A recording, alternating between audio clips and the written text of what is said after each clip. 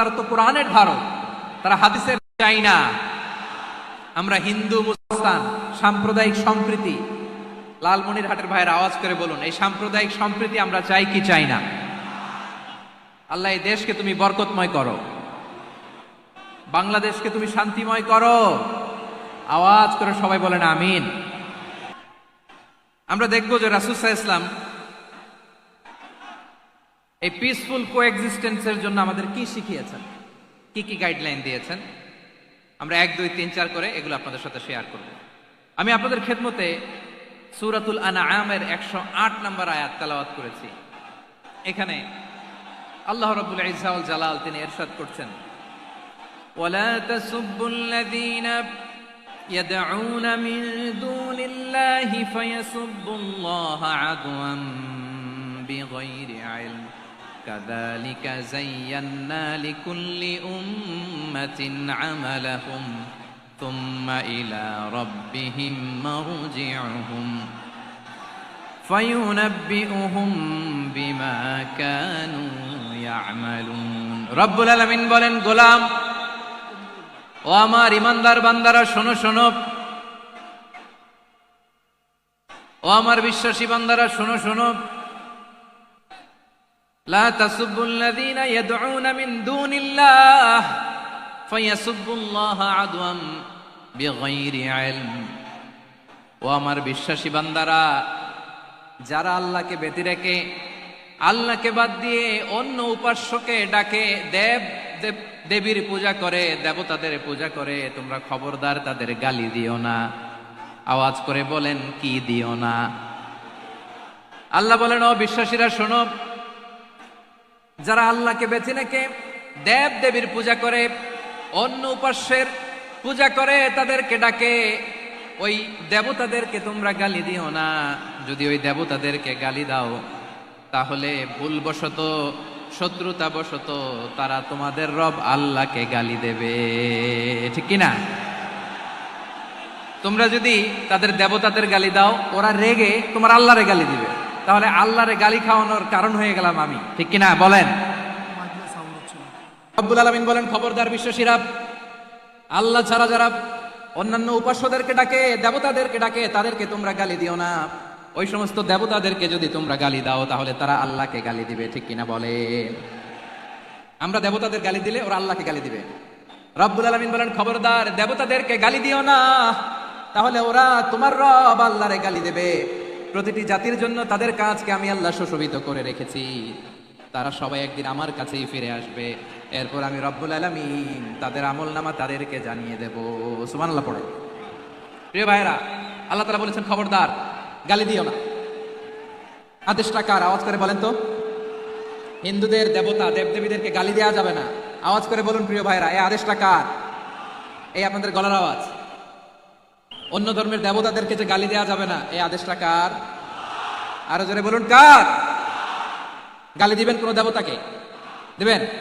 যদি দেন, তাহলে ওরা আল্লাহরে গালি দিবে। তাহলে আল্লাহরে গালি খাওয়াইলো কে? আপনি, ঠিক কিনা বলেন? আমি আল্লাহকে গালি খাওয়ানোর কারণ হলাম, কারণ আমি যদি গালি না দিতাম, ওরা আমার রবকে গালি দিত না। আওয়াজ করে বলেন, ঠিক কিনা? তাহলে প্রিয় ভাইরা, ইসলাম আমাদেরকে শিখায়, সূরাতুল আনআমের 108 নম্বর আয়াত থেকে আমরা বুঝলাম, কোন ধর্মকে ছোট করা যাবে না। অন্য ধর্মকে ছোট করা মানে ইসলামকে ছোট করা। অন্য ধর্মের দেবতাকে গালি দেওয়া মানে আল্লাহকে গালি খাওয়ানো। আওয়াজ করে বলেন, ঠিক কিনা? খবরদার, এটা করা যাবে না। আর অন্য ধর্মের দেবতাকে যদি আপনি গালি দেন, ওরা ইসলাম থেকে দূরে সরে যাবে। যাও ইসলামের প্রতি আকৃষ্ট হয়েছিল, আর কোনোদিন ইসলামের ধারে কাছে আসবে না। আওয়াজ করে বলেন, ঠিক কিনা? এজন্য কখনো কোনোদিন অন্য ধর্মের দেবতাদেরকে গালি দেওয়া যাবে না। অন্য ধর্মের কোনো দেবতাদেরকে আমরা গালি দিব না, গালি দিব না, বরং ইসলামের beauty, the beauty of Islam, ইসলামের সৌন্দর্যকে আমরা তুলে ধরবো। আমরা যদি বিশ্বনবী সাল্লাল্লাহু আলাইহি ওয়াসাল্লামের জীবনের দিকে তাকাই, তাহলে আমি দেখব বিষ্ণু ইসা ইসলাম মক্কাতে কিংবা মদিনাতে অন্য ধর্মের লোকদের সাথে খুব পিসফুলি লাইফ লিড করেছেন। হোক মুশরিক, হোক খ্রিস্টান, হোক ইহুদি, বিশ্বনবী সবার সাথে মিলেমিশে ছিলেন। আলহামদুলিল্লাহ বলেন। ইসলাম হচ্ছে পিসফুল রিলিজিয়ান। অন্য ধর্মের প্রতি সহনশীলতার সবক ইসলাম আমাদেরকে দেয়। কিন্তু প্রতিটি মুসলিমের এটা মনে রাখতে হবে, আল্লাহর কাছে পছন্দনীয়, গ্রহণযোগ্য ধর্ম, জীবনাদর্শ একটি, সেটা হচ্ছে ইসলাম। আওয়াজ করে বলেন, সেটা কি? লালমনিরহাটের ভাইরা আওয়াজ করে বলুন, আল্লাহর কাছে মনোনীত ধর্ম একটি, সেটা কি? এজন্য রব্বুল আলামিন বলেন, ইন্নাদ দীনা ইনদাল্লাহিল ইসলাম, আল্লাহর কাছে মনোনীত গ্রহণযোগ্য অ্যাকসেপ্টেড ধর্ম মতাদর্শ একটা, সেটা হলো ইসলাম। ইসলাম ছাড়া অন্য কোনো ধর্ম যদি কেউ তালাশ করে, তার ওই ধর্ম আল্লাহ গ্রহণ করবে না। ওমাই ইয়াবতাগি গায়রাল ইসলামি দীনান ফালাই ইউকবালা মিন ওয়া হুয়া ফিল আখিরাতি মিনাল খাসিরিন। Whoever seek anything except Islam, that won't be accepted from him, and he will be loser in the day of judgment. কিয়ামতের দিন ইসলাম ছাড়া কেউ যদি অন্য কোনো ধর্ম তালাশ করেছে দুনিয়াতে, তার এই মতাদর্শ গ্রহণ করা হবে না, and he will be loser. সে হবে লুজার, ক্ষতিগ্রস্ত, হাই হাই কোম্পানির ম্যানেজার। ওর আমও শেষ, সালাও শেষ। আওয়াজ করে বলেন ঠিক কি না? এজন্য ইসলাম পেয়ে আমরা খুশি না বেজার? প্রত্যেক নামাজ শেষে আমরা আল্লাহরে বলি, আল্লাহ রাদিতু বিল্লাহি রাব্বা ওয়াবিল ইসলামি দীনা ওয়াবি মুহাম্মাদিন নাবিয়ান ওয়া রাসূলা। ও আল্লাহ, তোমারে রব হিসেবে পেয়ে আমরা খুশি। ও আল্লাহ, ইসলামকে ধর্ম হিসেবে পেয়ে আমরা খুশি। বিশ্বনবীকে আমাদের রাসূল পেয়ে আমরা খুশি। ঠিক কিনা বলেন? ইসলাম ছাড়া অন্য কোনো ধর্ম আমরা গ্রহণ করব না। ঠিক কিনা বলেন? আল্লাহর কাছে অ্যাকসেপ্টেড রিলিজিয়ান একটা, সেটা ইসলাম। তো বিশ্বনবী সাল্লাল্লাহু আলাইহি ওয়াসাল্লাম মক্কাতে কিংবা মদিনাতে খুব পিসফুলি এক্সিস্ট করেছেন, যে কোনো ধর্মের সাথে মিলেমিশে চলেছেন। তার প্রমাণ আমরা যদি রাসূল সাল্লাল্লাহু আলাইহি ওয়াসাল্লামের বায়োগ্রাফির দিকে তাকাই, তাহলে দেখব তিনি মুশরিকদের সাথে পিস ট্রিটি করেছেন, শান্তি চুক্তি, পিস ট্রিটি, পিস এগ্রিমেন্ট। আপনারা হুদাইবিয়ার সন্ধির নাম শুনেছেন? আমার লালমনিরহাটের কলিজার টুকরা ভাইরা, হুদাইবিয়ার সন্ধির নাম আপনারা শোনেন নাই? ষষ্ঠ হিজরিতে বিষ্ণু ইসা ইসলাম মুশরিকদের সাথে এই ট্রিটি করেছেন, চুক্তি। কাদের সাথে? মুশরিকদের সাথে। আমরা তো মুসলমান বসতে পারি না, আমরা দুই মুসলিম ভাই একসাথে বসে চা খেতে পারি না, গল্প করতে পারি না। বিষ্ণু ইসা ইসলাম মুশরিকদের সাথে ট্রিটি করেছেন, হুদাইবিয়ার সন্ধি। এই সন্ধির আগে মক্কা থেকে কেউ মদিনায় যেতে পারে না, মদিনা থেকে কেউ মক্কায় যেতে পারে না। কিন্তু এই সন্ধির পরে ট্রাফিক স্বাভাবিক হয়ে গেল, মক্কার লোকেরা মদিনায় আসতে পারে, মদিনার লোকেরা মক্কায় আসতে পারে। এটাকে বলে সুলহ Hudaibiya, the peace agreement of Hudaibiya, শান্তি চুক্তি। আমরা পৃথিবীতে এখন অনেক শান্তি চুক্তির নাম শুনি, এগুলো সব the piece treaty of Hudaibiya থেকে কপি করা। আল্লাহু আকবার। তাহলে বিশ্বনবী সাল্লাল্লাহু আলাইহি সাল্লাম তিনি যে শান্তিপূর্ণ সহাবস্থানে বিশ্বাসী ছিলেন, মুসলমানেরা যে অন্য ধর্মের প্রতি সহনশীল, তার প্রমাণ হচ্ছে এই পিস ট্রিটি। শুধু তাই নয়, মাইকের সাউন্ডটা একটু বাড়াই দিতে হবে, খুব দুর্বল, একটু মজবুত করতে হবে, আর একটু ক্লিন করতে হবে, আর সবগুলা জায়গায় সাউন্ড যাচ্ছে কিনা একটু ক্রস চেক করতে হবে। হ্যাঁ, পাবেন দিচ্ছে mic operator, is trying his level best, দিচ্ছে। মাইক অপারেটর যিনি আছেন, প্রতিটি জায়গায় প্রতিটি সাউন্ড বক্সে যেন আওয়াজ পাওয়া যায়, একটু ক্রস চেক করেন, সাউন্ডটাকে একটু স্ট্রং করে দেন। হ্যাঁ, ঠিক আছে, মাশাআল্লাহ। এদিকে তাকান, এদিকে। মক্কার পার্ট গেল, পিস এগ্রিমেন্ট করলেন, শান্তি চুক্তি। বিষ্ণু ইসলাম মদিনায় যে কি করলেন? মদিনায় যে বিষ্ণু ইসলাম মদিনা চার্টার করলেন, মদিনা সনদ, সাহিফাতুল মদিনা, এটার বলে মদিনা চার্টার। এই যে ওয়েস্টে, ইউরোপে, আমেরিকাতে তারা অনেক চার্টার করে, সব চার্টার মদিনা চার্টার থেকে কপি করা। আওয়াজ করে পড়েন সুবহানাল্লাহ। বিষ্ণু ইসলাম মদিনায় গেলেন, মদিনাতে মুসলিম, মুশরিক, ইয়াহুদি, এই তিন ধর্মের লোক মিলে সব স্টেক হোল্ডার যারা আছে সবাইকে নিয়ে বিষ্ণু ইসলাম মদিনা চার্টার করলেন, মদিনা সনদ। পড়েন সুবহানাল্লাহ। শুধু তাই নয়, মক্কাতে বিশ্বনবী পিস এগ্রিমেন্ট করলেন, শান্তি চুক্তি মুশরিকদের সাথে। মদিনাতে যে বিশ্বনবী মদিনা চার্টার করলেন, মদিনা সনদ করলেন ইহুদিদের সাথে। আবার মদিনাতে বিশ্বনবী ইহুদিদের সাথে পিস ডায়ালগ করলেন, ইন্টারফেথ ডায়ালগ করলেন, আন্তধর্মীয় সংলাপ করলেন, যেই সংলাপের মূল ভিত্তি ছিল তাওহীদ। মূল ভিত্তি ছিল কি? তাওহীদ। বিশ্বনবী ইহুদিদেরকে ডাকলেন, আহ্বান করলেন, কুলিয়া আহলাল কিতাবি তাআলাউ ইলা কালিমাতিন সাওয়াইন বাইনানা ওয়া বাইনাকুম আল্লা না'বুদা ইল্লাল্লাহ ওয়া লা নুশরিকা বিহি শাইআন ওয়া লা ইয়াত্তাখিযা বা'দুনা বা'দান আরবাবান মিন দুনিল্লাহ ফাইন তাওয়াল্লাউ ফাকুলু আশহাদু বিআন্না মুসলিমুন। সুবহানাল্লাহ পড়েন।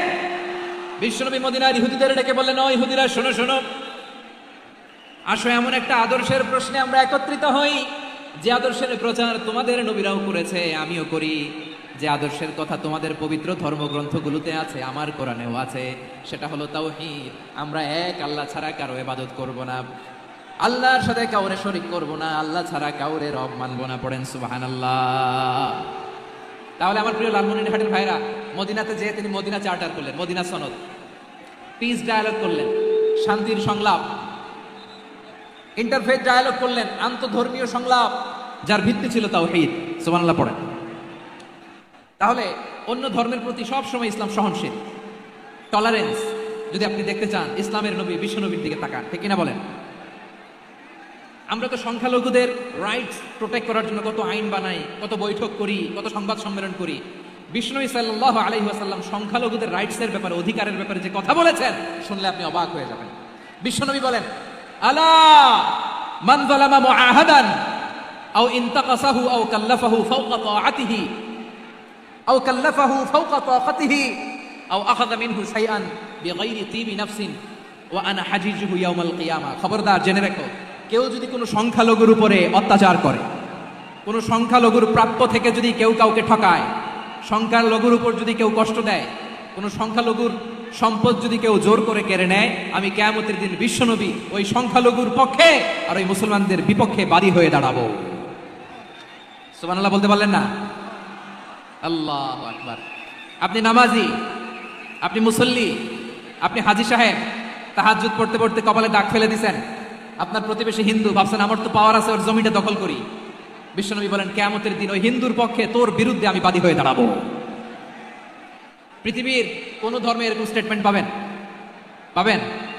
আপনি ভাবছেন আপনি নামাজ পড়লে হাজী সাহেব কপালে দাগ ফেলাই দিলে আপনি সালসালায়ে জান্নাতে চলে যাবেন না? খবরদার। বিশ্বনবী বলেন, কোন সংখ্যালঘুর উপর যদি কেউ আক্রমণ করে, তার প্রাপ্য তাকে না দিয়ে যদি তাকে ঠকায়, তার উপর জুলুম করে, তার সম্পদ যদি কেড়ে নেয়, আমি নবী, তুমি মুসলিম হইতে পারো, মুসল্লি হইতে পারো, তার পক্ষে, তোমার বিপক্ষে আল্লাহর দরবারে বাদী হয়ে দাঁড়াবো। আচ্ছা লালমনিরহাটের ভাইরা, কথা বুঝতে পারলে আওয়াজ করে উত্তর দেন। বিশ্বনবী যদি কারো বিপক্ষে দাঁড়ায় কিয়ামতের দিন, আই রিপিট, আমি আবারও বলছি, বিশ্বনবী যদি কিয়ামতের দিন কারো বিপক্ষে দাঁড়ায়, ও তো সালসালায়ে জান্নাতি, তাই না? জান্নাতি না? যে নবীর সুপারিশ ছাড়া জান্নাতের গেটও দেখা যাবে না, ওই নবী যদি বলে তোর বিপক্ষে আমি বাদী হয়ে দাঁড়াবো, ওই জান্নাতে আর ঢোকার কোনো সুযোগ আমাদের থাকবে? এখানেই শেষ না আমার প্রিয় লালমনিরহাটের ভাইয়েরা, এখানেই শেষ নয়। বিশ্বনবী বলেন, মান কাতালা মুআহাদান, বুখারীর বর্ণনা, মান কাতালা মুআহাদান লাম ইয়ারাহ রাইহাতাল জান্নাহ। কেউ যদি, কোনো মুসলিম যদি অন্যায়ভাবে কোনো সংখ্যালঘুকে হত্যা করে, কোনো হিন্দুকে হত্যা করে, কোনো বৌদ্ধরে হত্যা করে, অন্যায়ভাবে কোনো মুসলিম যদি কোনো সংখ্যালঘুরে হত্যা করে, জান্নাতে যাওয়া তো দূরের কথা, ওই মুসলিম জান্নাতের ঘ্রাণও পাবে না। সেই বুখারীর বর্ণনা, মান কাতালা মুআহাদান লাম ইয়ারাহ রাইহাতাল জান্নাহ ওয়া ইন্না রিহাহা লা ইউজাদু মিন মাসিরাতি 40 আমা। যে জান্নাতের ঘ্রাণ 40 বছর দূরের রাস্তা থেকেই পাওয়া যায়। সুবহানাল্লাহ পড়েন।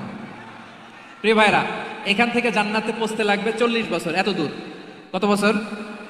সবাই বলেন, কত বছর? এখান থেকে জান্নাতে পৌঁছতে লাগবে 40 বছর। এত দূরে থাকতেই জান্নাতের ঘ্রাণ আপনার নাকে এসে ধাক্কা মারবে। বিষ্ণুই বলেন, যে ব্যক্তি কোনো সংখ্যালঘুকে হত্যা করে, জান্নাতের ঘ্রাণ তো পাবেই, জান্নাতে তো ঢুকতে পারবেই না, জান্নাতের ঘ্রাণও তার নাকে লাগবে না। পড়েন নাউযুবিল্লাহ। তাহলে সংখ্যালঘুদের ব্যাপারে ইসলামে অধিকার দেয়া আছে না নাই? লালমনিরহাটের ভাইয়ের আওয়াজ করে বলেন, আমার সংখ্যালঘু হিন্দু ভাইদের রাইটস, অধিকার আমাদের ইসলামে প্রোটেক্টেড আছে না নাই? এখানেই শেষ না। বিষ্ণু ইসলাম আপনার অমুসলিম প্রতিবেশীর সাথে ভালো আচরণ করতে বলেছে। আমাদের হয় না, এটা মুসলিম পাড়া, ওটা বৌদ্ধ পাড়া, হয় না? অনেক সময় হয় না, এটা আমাদের মুসলিম পাড়া, ওইটা হিন্দু পাড়া, এরকম আছে না নাই? লালমনিরহাটে নাই না? আছে? হিন্দু যদি আপনার প্রতিবেশী হয়, কি করবেন? ওরে কষ্ট দিবেন নাকি? কেন? ও তো হিন্দু, ও তো আমার আল্লাহরে ডাকে না, ওরে কষ্ট দিলে যায় যাবে না? খবরদার। বিষ্ণু ইসলাম বলেন, মান কানা ইউমিনু বিল্লাহ ওয়াল ইয়াউমিল আখির ফালিউকরিম জারাহ। যে আল্লাহ বিশ্বাস করে আর আখিরাতে বিশ্বাস করে, সেজন্য প্রতিবেশীর সাথে ভালো আচরণ করে। সুবহানাল্লাহ। কলিজা জুড়ায় যায় না আমার নবীর কথাগুলো শুনলে? যে আল্লাহ বিশ্বাস করে, যে আখিরাতে বিশ্বাস করে, সেজন্য প্রতিবেশীর সাথে ভালো আচরণ করে। এখানে বলছে মুসলিম প্রতিবেশী, বলছে নামাজি প্রতিবেশী, বলছে আল্লাহওয়ালা প্রতিবেশী, বলছে না। প্রতিবেশী আস্তিক হোক নাস্তিক হোক, প্রতিবেশী মুমিন হোক মুশরিক হোক, প্রতিবেশী হইলেই তার সাথে ভালো আচরণের দরকার আছে না নাই? আমার প্রিয় লালমনিরহাটের ভাইরা, বিষ্ণু ইসা ইসলাম ওনার ইহুদি প্রতিবেশীদের দেখাশোনা করতেন। আওয়াজ না শোনা যাক, আমারও তো দেখা যায়, তাকায় থাকেন, তাকায় থাকলে সওয়াব হবে। কোরআনের কথা যেখান থেকে হয় এদিকে তাকায় থাকলেই বরকত। তাকায় থাকেন। জি জি, মাইক, আমি তার মাইক ঠিক করতে আসি না এদিকে, এই মাইক ঠিক করবো, ওই মাইক ঠিক করবো, ওদিকে পাইলট বলবে হুজুর চলে আসেন। জি বসুন বসুন, মাশাআল্লাহ, হ্যাঁ খুব শান্ত, ঠিক আছে। পুলিশ ভাইরা না খেয়ে দিন রাত আপনারা যাতে সুশৃঙ্খল একটা প্রোগ্রাম উপহার পান এটাই চেষ্টা করতেছে, আপনাদেরকে কষ্ট দিতে আসে নাই, একটু একটু সহযোগিতা করেন। জি মাশাআল্লাহ, হ্যাঁ ঠিক আছে। আমার প্রিয় ভাইরা, প্রতিবেশী আস্তিক হোক নাস্তিক হোক, মুসলিম হোক হিন্দু হোক, তার সাথে ভালো আচরণ করতে হবে। বিষ্ণু ইসা ইসলাম ওনার ইহুদি প্রতিবেশীর বাসায় যেতেন। কোন প্রতিবেশী? ইহুদি। আওয়াজ করে বলেন, কোন প্রতিবেশী? ইহুদি। এক ইহুদি কিশোর বিষ্ণু ইসা ইসলামের খেদমত করতে, ইহুদি ছেলে আমার নবীর খেদমত করতো, তারা ছিল নবীর প্রতিবেশী। তো অনেকদিন হয় ইহুদি ছেলেটা আসে না। বিষ্ণুনবী খোঁজ দিলেন, ঘটনা কি? একটা ইহুদি ছেলে না আমার খেদমতে আসতো, ছেলেটা কই? খোঁজ নিয়ে জানলেন ছেলেটা অসুস্থ। বিষ্ণু ইসা ইসলাম ওই ইহুদির বাড়িতে চলে গেলেন ওই ছেলেটাকে দেখা করার জন্য, ভিজিট করার জন্য। সুবহানাল্লাহ পড়বেন না? গেলেন, যে দেখে ইহুদি ছেলেটা মুমূর্ষ, যান যান যায় যায় ভাব, বিছানায় পড়ে আছে, তার বাবা দাঁড়ানো। বিশ্বনবী তার মাথার পাশে বসলেন, মাথায় হাত বুলিয়ে দিলেন, আর ছেলেটাকে বললেন, আসলিম, হে ইহুদি ছেলে, আসলিম, ইসলাম ধর্ম গ্রহণ করো। তো ছোট্ট ছেলে ভাবে আমরা ইহুদি, এখন ইসলাম ধর্ম গ্রহণ করলে আব্বা যদি বকা দেয়, ফানাযারা ইলা ওয়াজহি আবি, ছেলেটা তার বাবার চেহারার দিকে তাকালো, দেখে আব্বা কি কয়। আব্বা যদি বলে তাহলে ইসলাম ধর্ম গ্রহণ করবে। ইহুদি ছেলেটা তার বাবার দিকে যখন তাকালো, ওর বাবা বলে, আতি আবুল কাসিম, আবুল কাসিম যা বলে তাই করো। আবুল কাসিম হচ্ছে বিষ্ণু ইসলামের একটা কুনিয়া, উপনাম। আমার রাসূলের বড় ছেলের নাম ছিল কাসেম। যেমন দেখবেন আমাদের এলাকায় কারো ছেলের বড় ছেলের নাম যদি হয় আব্দুল্লাহ, এরা আব্দুল্লাহর বাপ বলে ডাকে। কারো বড় মেয়ের নাম যদি হয় ফাতেমা, এরা কি ডাকে? ফাতেমার বাপ বলে না? তো বিষ্ণু ইসলামের বড় ছেলের নাম ছিল কাসেম। ইহুদি বাবা বলল, আতি আবুল কাসেম, আবুল কাসেম যা বলে তাই শোনো, মানে মোহাম্মদ যা বলে তাই শোনো। এই কথা শুনে ছেলে সাহস পাইছে, ছেলে আবার পড়তে আরম্ভ করলো, আশহাদু আল্লাহ ইলাহা ইল্লাল্লাহ ওয়া আশহাদু আন্না মুহাম্মাদার রাসূলুল্লাহ, পড়েন আল্লাহু আকবার। বিশ্বনবীর আহ্বান শুনে ওই আহ্বানে সাড়া দিয়ে ইহুদি ছেলে শাহাদা পড়ে মুসলমান হয়ে গেল। তার হৃদয়টার ঈমানের নূর দিয়ে আলোকিত করে দিল কে? প্রিয় ভাইরা, এবার রাসূল সাল্লাল্লাহু আলাইহি ওয়াসাল্লাম বের হয়ে আসলেন ঘর থেকে, আর বললেন, আলহামদুলিল্লাহিল্লাযী আনকাযাহু মিনান নার, প্রশংসা সে আল্লাহর যে আল্লাহ জাহান্নামে চলে যাচ্ছিল প্রায় এমন একটা লোককে মুহূর্তের মধ্যে কালেমায়ে শাহাদাতের বদৌলতে জান্নাতি বানায় দিলেন। আওয়াজ করে পড়েন সুবহানাল্লাহ। এই হাদিস থেকে আমরা কি শিখলাম? What is the moral of the story? এক নম্বর স্টোরি হলো, প্রতিবেশী ইহুদি হোক হিন্দু হোক, যাবেন, সুসম্পর্ক রাখবেন, উপহার দিবেন, বিপদে পাশে দাঁড়াবেন, তাইলেই তো আপনাদের প্রতি, মুসলমানদের প্রতি তারা আকৃষ্ট হবে, ঠিক কিনা বলেন? আপনি যদি হিন্দুদের সাথে বৌদ্ধদের সাথে নাই মিশেন, নাস্তিকের কাছে নাই যান, তো ইসলামের সৌন্দর্যটা ওরা বুঝবে কেমনে? আমার অনেক হিন্দু পরিচিত ভাই আছে, ওরা আমাদের ইফতারির প্রোগ্রামে এসে একসাথে ইফতারি করে।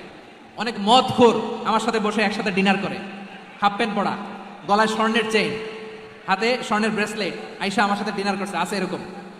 গাঁজাখোর, আমি বলে আসো, welcome welcome to my dinner, আসো বসো। বসলেই তো আমি ওর ডিএনএ, চিন্তার ডিএনএ চেঞ্জ করে দেওয়ার সুযোগ পাবো, চিল্লায় বলো ঠিক কিনা?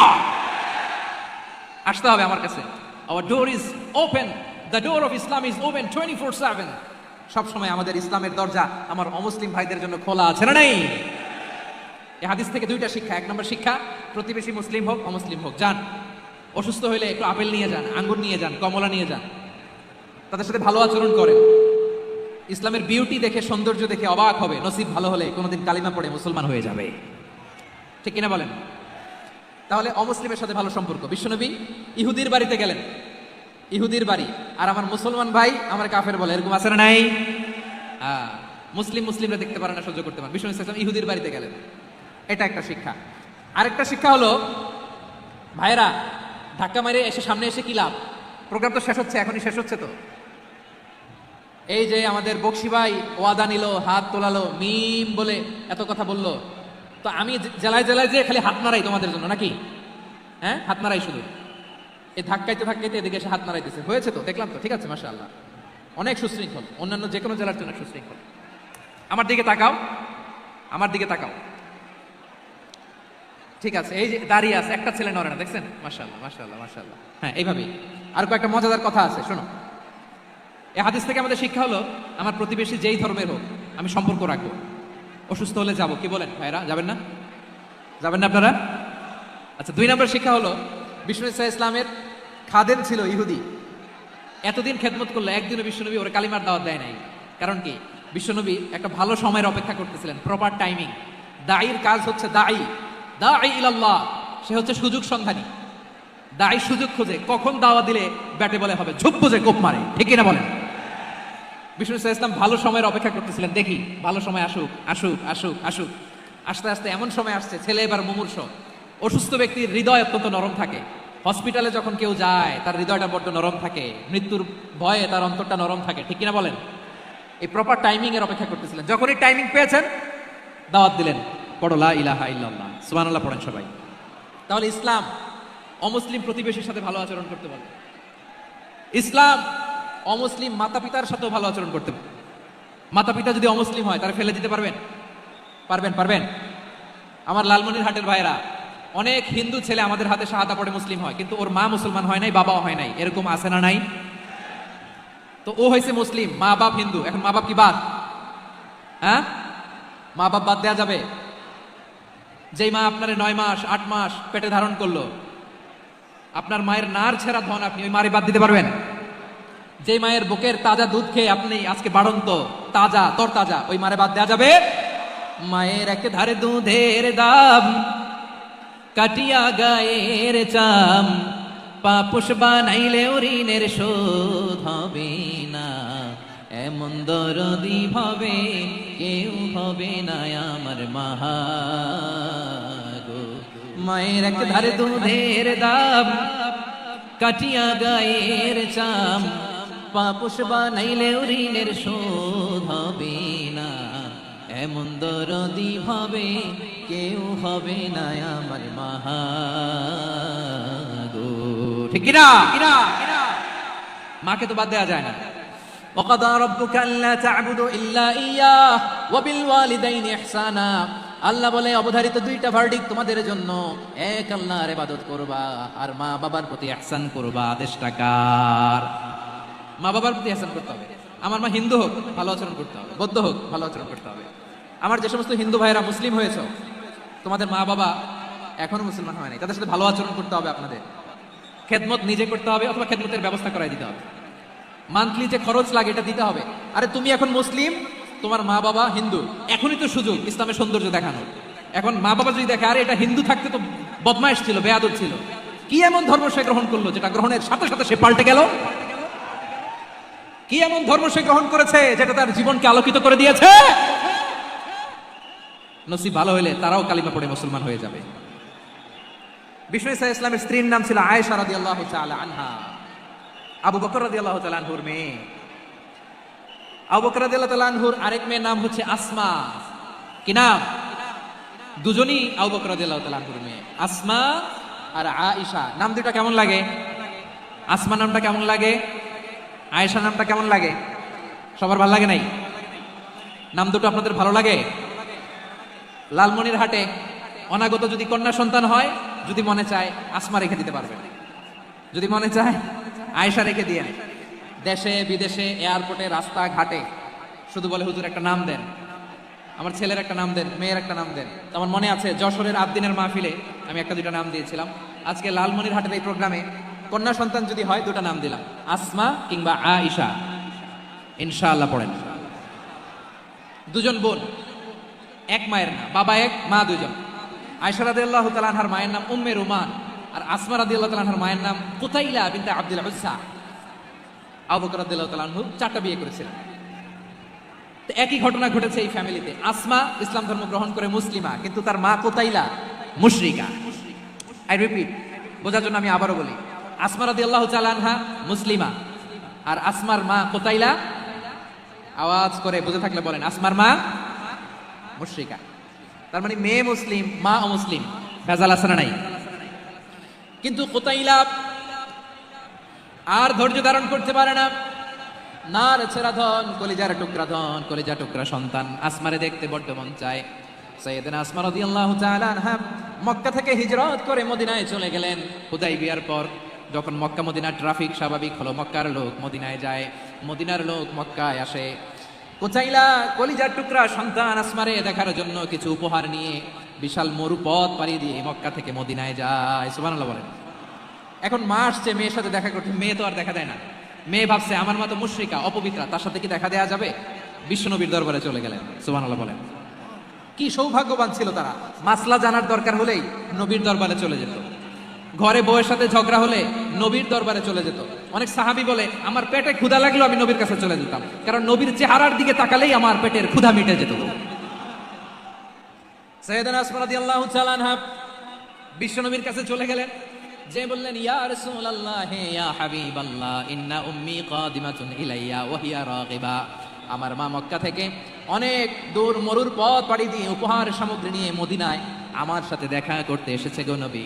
আমার জানতে বড্ড ইচ্ছে হয় আমি আমার মুশরিকা মায়ের সাথে একটু দেখা করতে পারবো কিনা। আফা আসিলুহা, আগে যেমনি আমি আমার মায়ের সাথে ভালো আচরণ করতাম, যেমনি আমি আমার মায়ের সাথে সদাচরণ করতাম গো নবী, এখন আমি মুসলিমা মা মুশরিকা, এখনো কি আগের মতো সদাচরণ করতে পারবো নাকি?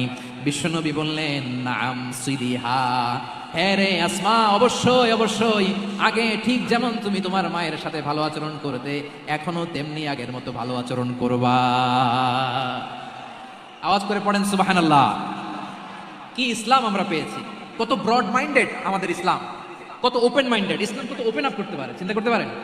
বিষ্ণু বললেন হ্যাঁ অবশ্যই, নাম সুলিহা, আগে যেমনি ভালো আচরণ করছো আসমা এখন ওইরকমই করো, পারলে আরো বাড়াই করো। সুবহানাল্লাহ বলেন। তাহলে আমার যে হিন্দু ভাইরা হিন্দু বোনেরা ইমানের বদৌলতে দৌলতে আপনি ধন্য হয়েছেন, আপনার আম্মা আব্বা এখন মুসলমান হয় নাই, তাদের জন্য দোয়া করেন, তাদের জন্য দোয়া করেন, আল্লাহ যেন তাদেরকেও ইমানের দৌলত দান করে। আমরা সবাই পড়ি আমিন, আরো জোরে পড়েন আমিন। এখন বলেন ইসলাম কি ন্যারো মাইন্ডেড রিলিজিয়ান না ব্রড মাইন্ডেড? লালমনিরহাটের যুবক ভাইরা আওয়াজ করো, ইসলাম কি ন্যারো মাইন্ডেড না ব্রড মাইন্ডেড? কতটা ব্রড মাইন্ডেড দেখেন। বিশ্বনবী সাল্লাল্লাহু আলাইহি সাল্লাম অমুসলিমরা যদি নবীকে উপহার দিত ওই উপহারও বিশ্বনবী গ্রহণ করতেন। সুবহানাল্লাহ পড়েন। আপনার অমুসলিম বন্ধু যদি উপহার দেয় সেটাও আপনি নিতে পারবেন, যেটা নেওয়া যায়। কিন্তু আপনার বন্ধু যদি আপনার মদের বোতল দেয় নিতে পারবেন? হ্যাঁ, মদের বোতল দিলে পারবেন। আপনার বন্ধু যদি আপনার পর্ক দেয়, পর্ক শুকরের গোশত মিশ্রিত কোনো খাবার, ওটা নিতে পারবেন না। হালাল যে কোনো জিনিস নিতে পারবেন। বিশ্বনবী সাল্লাল্লাহু আলাইহি ওয়াসাল্লাম অমুসলিমদের দেয়া হাদিয়া গ্রহণ করতেন। কেমন নবী ছিলেন, আমার নবীরে চিনে নেন, আমার নবীর অ্যাটিটিউড জেনে নেন। বিশ্বনবী সাল্লাল্লাহু আলাইহি ওয়াসাল্লাম যখন কোনো জনপদে যেতেন তিনটা অপশন নিয়ে যেতেন। প্রিয় ভাইয়ের আওয়াজ করে বলতে হবে, কোনো জনপদে গেলে আমার নবীর অপশন থাকতো কয়টা?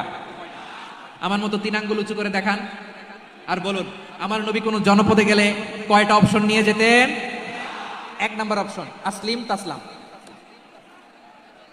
নতুন এলাকায় গেলে বলতেন আসলিম তাসলাম, ইসলাম ধর্ম গ্রহণ করো শান্তিতে থাকবা, আমার ভাই হয়ে যাবে, আমরা ভাই ভাই, ইসলাম মানো আমরা ভাই ভাই। অপশন নাম্বার কত? 1। যদি বলে না ইসলাম মানবো না, ওকে অপশন নাম্বার 2, মুসলিম হওয়ার দরকার নাই, লা ইকরাহা ফিদ্দিন, ইসলামে কোনো বাড়াবাড়ি নাই। খ্রিস্টান আছো থাকো, বৌদ্ধ আছো থাকো, ইহুদি থাকতে চাও থাকো, কিন্তু আমরা যেহেতু রিজিওনাল সুপার পাওয়ার আমাদের আন্ডারে থাকো, ট্যাক্স দিয়া থাকো, এটা বলে জিজিয়া। আলেম যারা আছেন বুঝবেন এটা আরবিতে কি বলে, জিজিয়া। You pay us the tax, we will give you the security.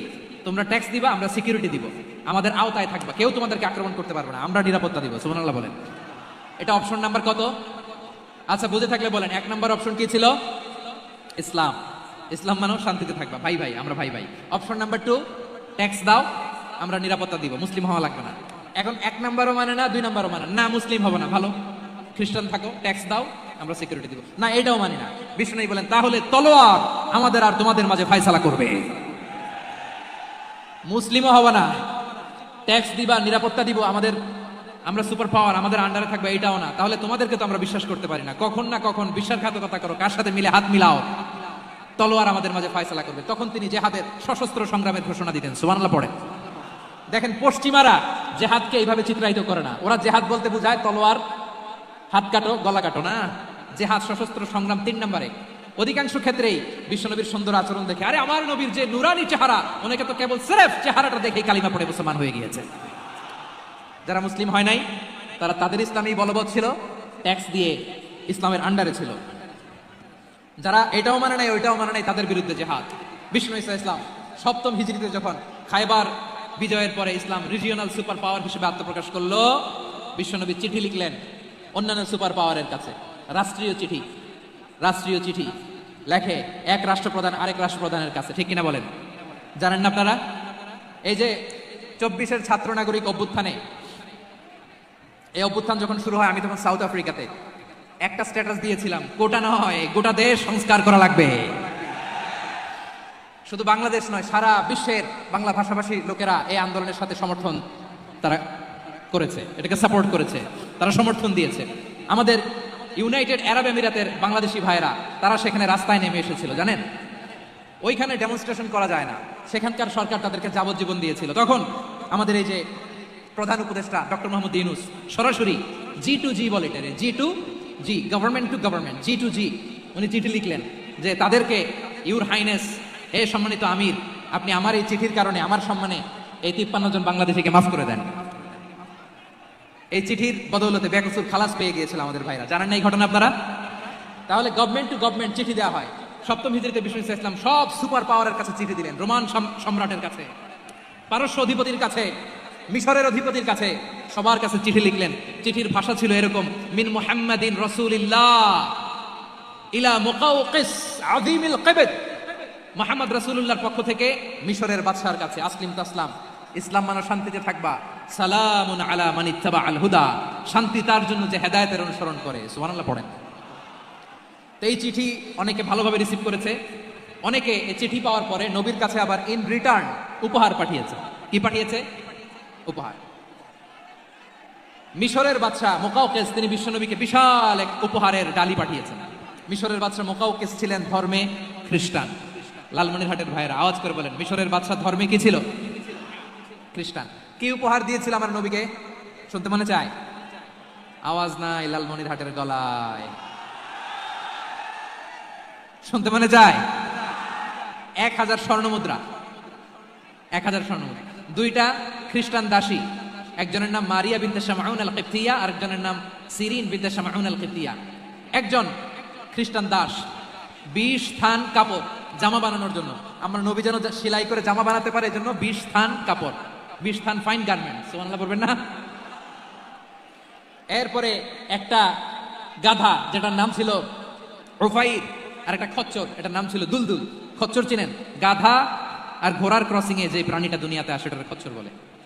তো এই যে সুপার পাওয়ার খ্রিস্টান বাদশার কাছে নবী চিঠি লিখলেন, ওই খ্রিস্টান বাদশা আমার নবীকে উপহার দিল, বিশ্বনবী এই উপহারগুলো সানন্দে গ্রহণ করেছে। সুবহানাল্লাহ পড়বেন না? তাহলে অমুসলিম কেউ যদি আপনাকে উপহার দেয়, হালাল উপহার হলে আপনি গ্রহণ করতে পারবেন। অনুরূপভাবে পারস্যের বাদশা রোম সম্রাট বিশ্বনবীকে উপহার পাঠিয়েছেন, আমার নবী সবগুলো উপহার গিফট গ্রহণ করেছেন। সুবহানাল্লাহ বলেন। তাহলে প্রিয় লালমনিরহাট আওয়াজ করে বলুন, ইসলাম কি ন্যারো মাইন্ডেড রিলিজিয়ন না ব্রড মাইন্ডেড? আম্মাজান আয়েশার কাছে মাসালা জানতে চায় মেয়েরা, হে আম্মাজান, অগ্নি উপাসকেরা তাদের ঈদের দিন নওরোজের সময় আমাদেরকে পাখি দেয়, নেওয়া যাবে?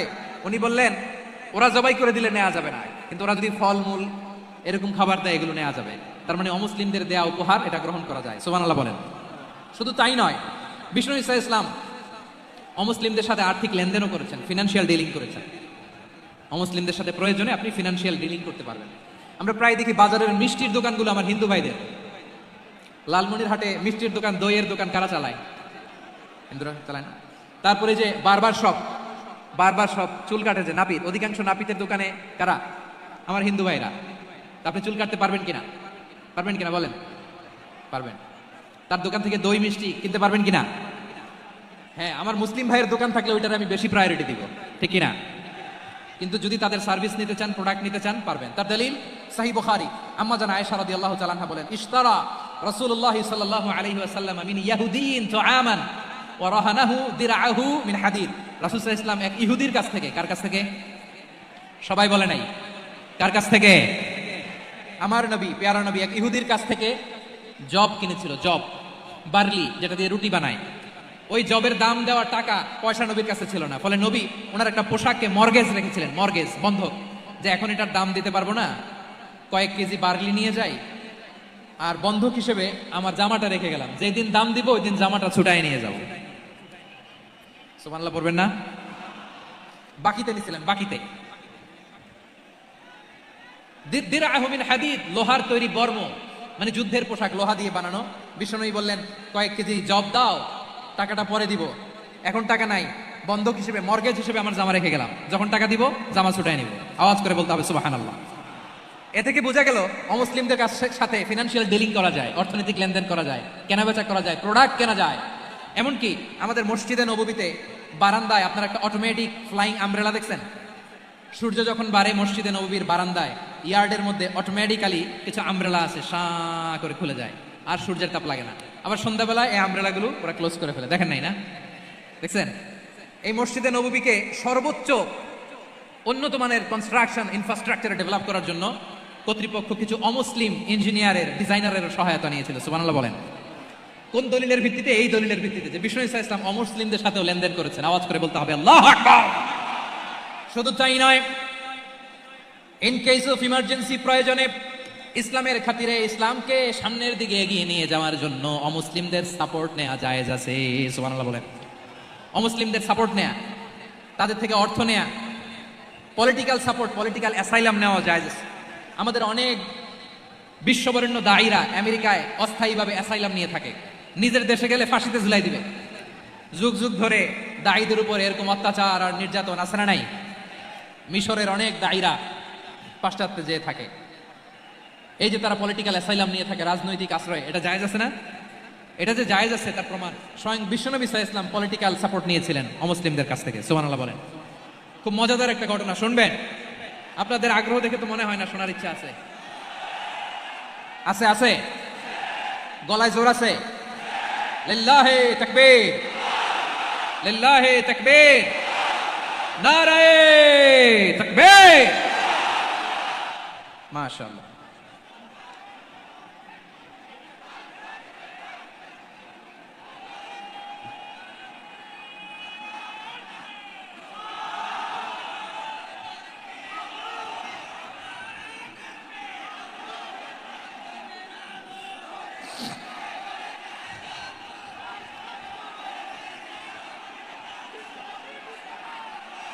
মাশাআল্লাহ মাশাআল্লাহ।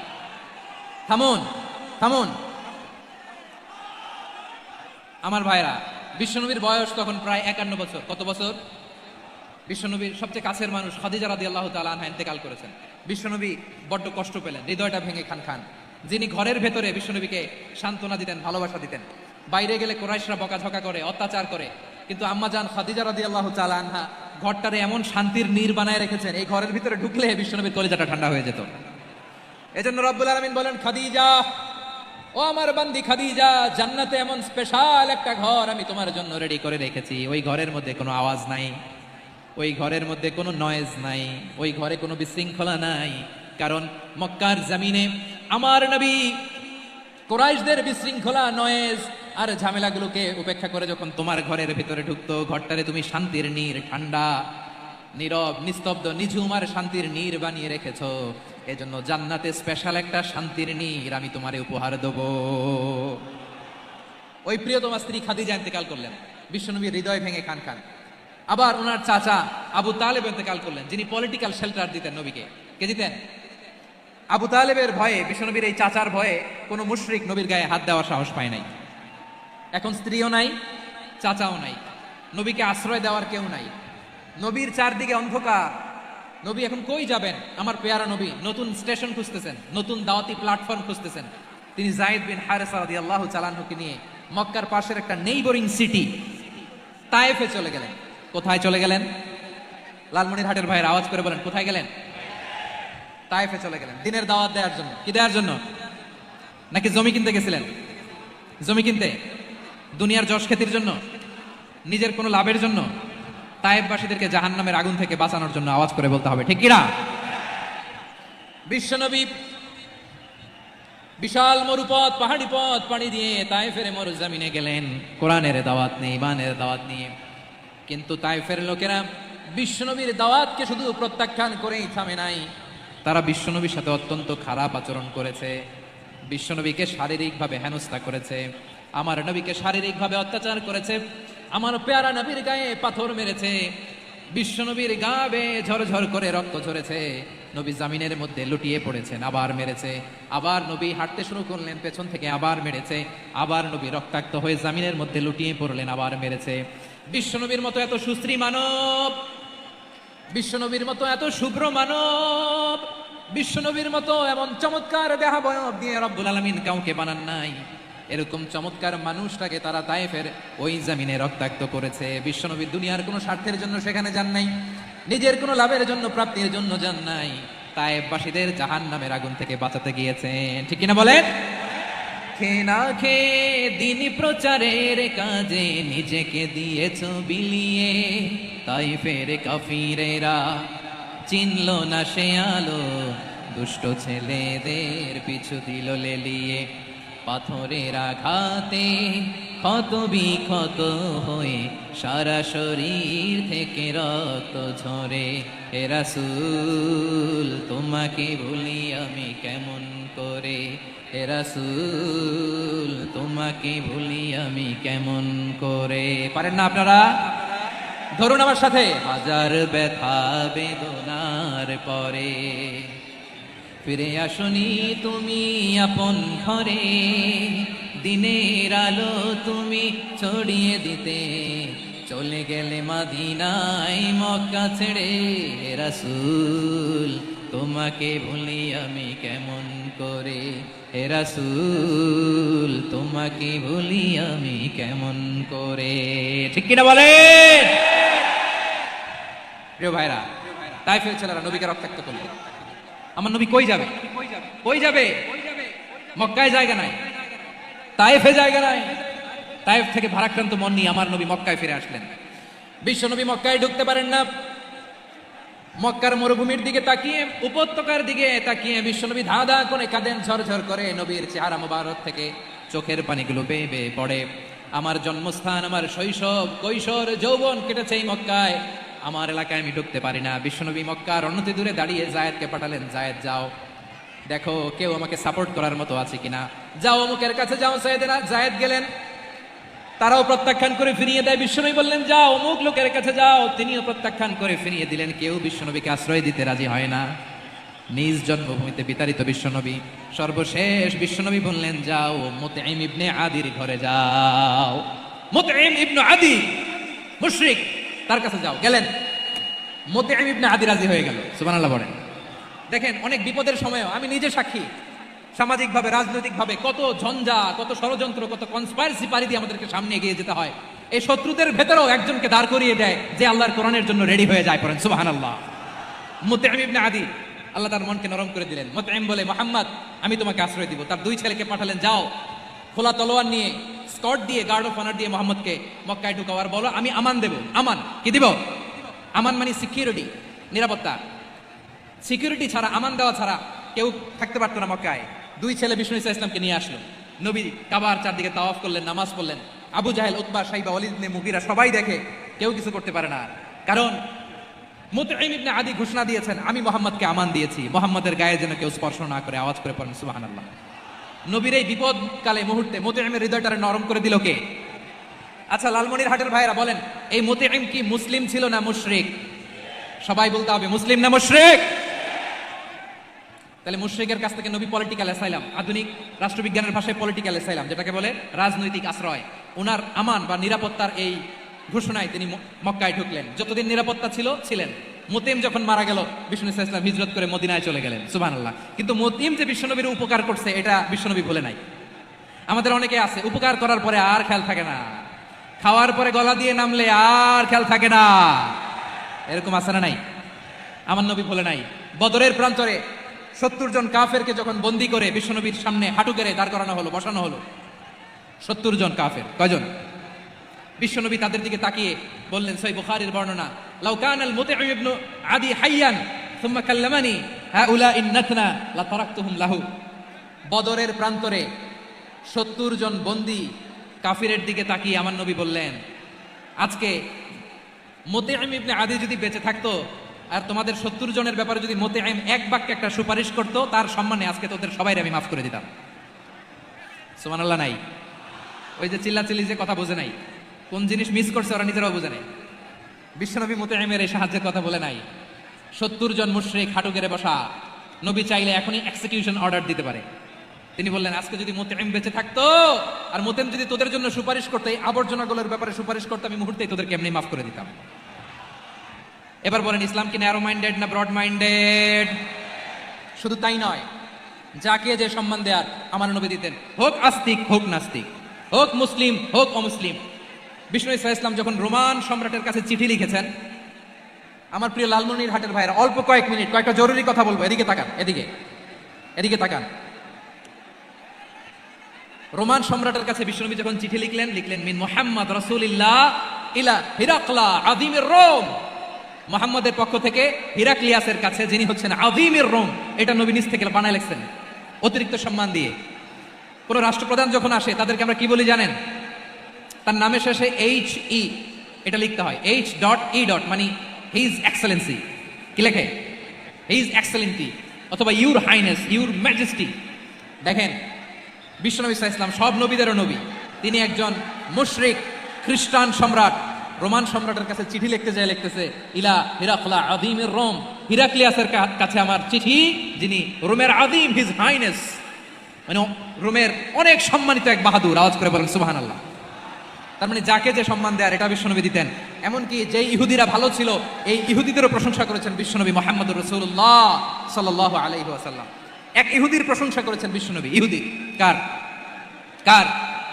আমি তো আমার ভাইয়ের প্রশংসা করি না, আমি তো এক আলেম আরেক আলেমরে স্পেস দেই না, আমি তো এক দায়ী আরেক দায়ীর সাথে বসতে চাই না।